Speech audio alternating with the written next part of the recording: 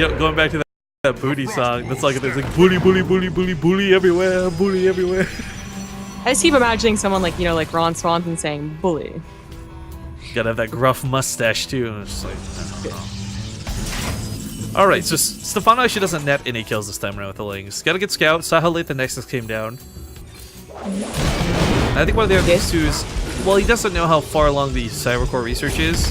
He also didn't see any chrono boost going into that when he was in the base. And that's, I think, one of the biggest things you're looking for in that early Scout too. You know, is your opponent rushing out that warp tech? You might not see the 4 gates, but if you see like 3 chronos go to a Cybercore, you know where that's going. Stefano getting 6 more Lings could just be the roam around the map, but there we go. Well, then he goes back to droning though, so this might actually just be map control. Or he could try and take advantage of the fact that the natural comes down so late. Either way, I mean, it's not a huge dedication because he did immediately throw down 1 drones afterwards. Yeah. I was wondering too. I was like, oh, he's getting the Overlord. What's going to be the rest of the supply? Maybe a little disappointed just because Lings are cool, right? But I guess this is the safer way to play. Still a bit of a dedication that you otherwise would not want. You know, it would be the option of either being aggressive or droning as much as possible. And Stefano's going to go middle of the road here. Does skip the probe. One Ling on the outside could go and try and scout. No. Oh, we got a Mortal on the way. Mortal Sentry all in, possibly? This can abuse the back rocks. Just the option of having a different avenue of attack could be threatening to a Zerg player. Wait for more gateways to go down before calling that. Yeah, I'm not sure if that'll come into effect or not. Stefano is putting a little pressure towards the wall. He's not obviously revealed any of this just yet. I mean, to blindly go for a couple of mortals is one thing, but the fact that he's chronoing them out is a whole nother can of worms. The thing I don't particularly love about this idea, though, is it's not the immortals that makes Immortal Sentry so strong, it's the sentry part. So he is a little bit light on the sentries. He's not put a lot of gateways down just yet. Oh, there we go, now they're coming in. Right. I mean, there's no gases at the natural, which I think Stefano at this point, you know, is looking around the clock and he's saying gaze are third. No. Is there gases at the natural? Well, I only barely see 1, and that's a negative on that one too. So I think he's gonna get a little suspicious soon enough. He's up to 51 drones, which maybe you can get like 4 more and be pretty perfect, or you just immediately go into roach production. Gonna get speed. If the speed finish is gonna really be helpful. If you get burrow, that might also be helpful. Some Immortal Sentry pushers, Protoss, the players don't remember to bring an observer, or just, you know, don't fit it into their build. You know, they want to have the crisp timing with a War Prism and 2 Immortals. Drink with me, friend. Well, that attack is going to come, and he's putting some chronos into the warp gates. He's got a Warp Prism out here, too. Now, I like this Warp Prism a lot. Not only do you not have to worry about getting a pylon down, you can also use this to kind of shuffle your way towards the main, and if you do get up there, oh, Warpins can be so gross, especially with 4 sentries. So he already has like a secondary attack lined up for him just through this Warp Prism alone, should he not want to just go, you know, straight for the face.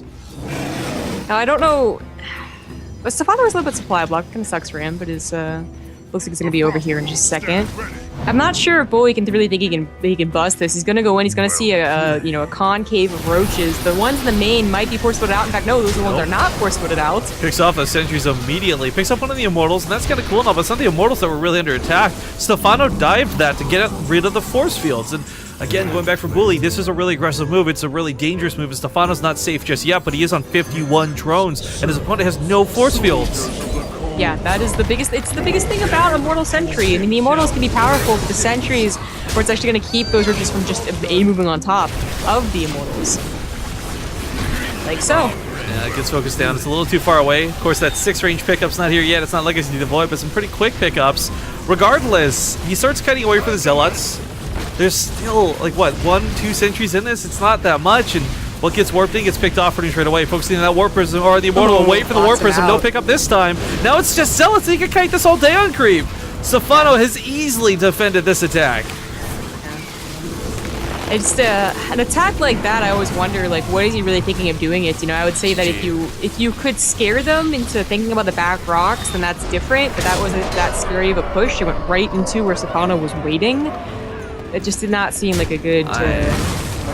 I feel like for Bully, there was too much emphasis on the Immortal and not enough on the Sentry. That, for me, is where it fell apart, right from the production get-go. There was a chance that he maybe caught Stefano so off guard with just this really abusively strong army, and that would have been the case if Stefano was playing greedy and late to roaches. But even so, again, Stefano's one of those guys who, even though he hasn't been in the team for a while, my brain defaults to thinking roaches. You know, not Swarmhost, not Mutas, like you know some certain players. Stefano roaches, synonymous. So it's I don't know. I felt like that was the wrong composition. I think is what killed him the most.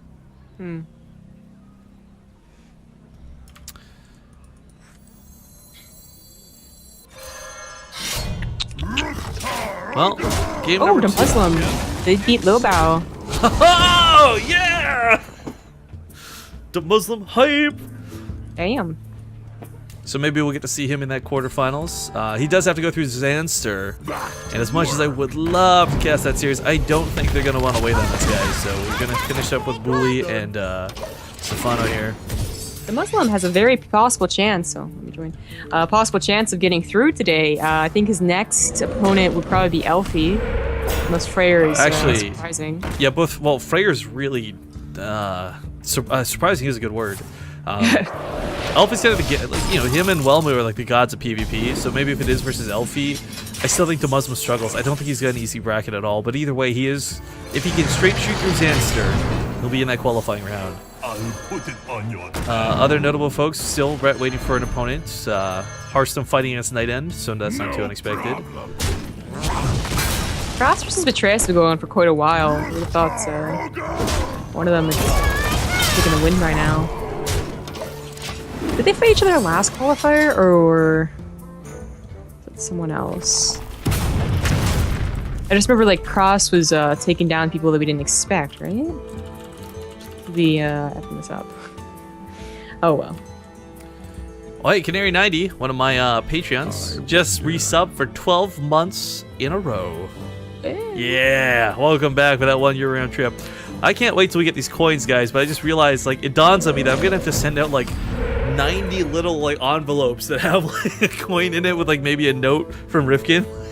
That's gonna take some time, but it'll totally be worth it because you guys have given us so much of your time.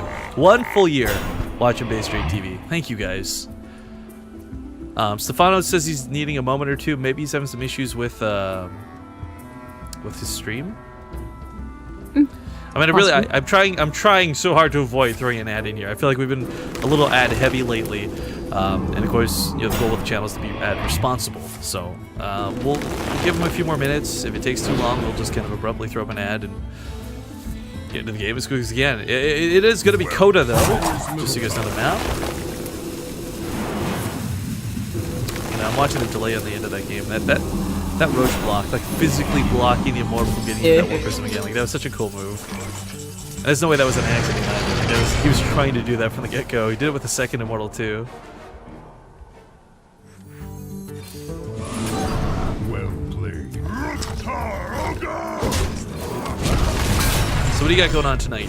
More Mass Effect? Probably. You gonna stream any of it this time, or? Oh, I told you I can't. Oh, Remember? that's right. It's so dumb. I think it has to do with Origin. No, but, there you go. Full stop. Just Yeah, right. Yeah, Because right. like it'll work in windowed mode, but window mode makes it like really skinny. You know, I guess it puts it in its natural resolution, which is stupid. yeah, real Mass Effect And has curves, so it makes sense. Yeah, right. it's actually skinnier, so it's I'll dumb. put it on your But anyways, it's annoying. It's too annoying to play in. So. Oh well. I got farther in the main mission though, so me and Liara had to talk. She was just like, "We can't do anything right now," and I was like, "Damn it!" Or darn it. Tastingo! Yes!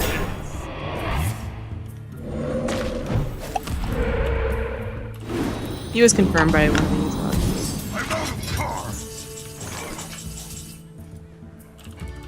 Just throwing it out there. Yeah, I don't. We know that this guy though too. Things. Another round? For us though, guys, looks like the game is about to start. Stefano's back, hopefully ready to go.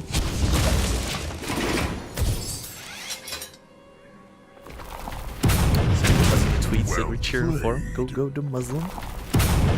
I'm not gonna lie, the Muslim has always been a pretty good player, right? But like when he 2-racks his way to that one qualifier, that's when he won my heart. Like those games on Frost and things. Yeah.